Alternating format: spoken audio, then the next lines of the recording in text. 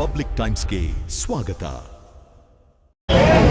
ನಿಮ್ಮ ಕೂಗು ಡೆಲ್ಲಿವರೆಗೂ ಹಾಗೂ ಬೆಂಗಳೂರಿವರೆಗೂ ಕೇಳಿದೆ. ನಾನೇನು ಒತ್ತಾಯ ಮಾಡಬೇಕಾಗಿಲ್ಲ.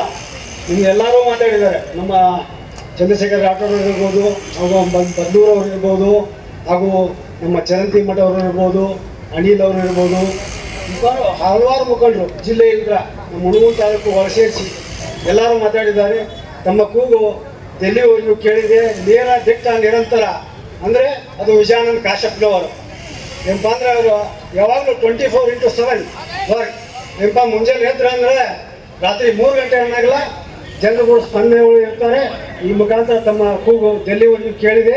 ತಮಗೆಲ್ಲರಿಗೂ ಈ ಊರಿ ಬಿಸಿಲಲ್ಲಿ ಆಗಮಿಸಿ ಎಲ್ಲರೂ ಇಷ್ಟಪಟ್ಟು ನಿಂತು ಈ ಕಾಶ್ಯಪ್ನವ್ರ ಫ್ಯಾಮಿಲಿಗೆ ಬೆಂಬಲವನ್ನು ಕೊಟ್ಟಿದ್ದಕ್ಕೆ ಎಲ್ಲರಿಗೂ ಧನ್ಯವಾದಗಳು ಅರ್ಪಿಸುತ್ತೆ.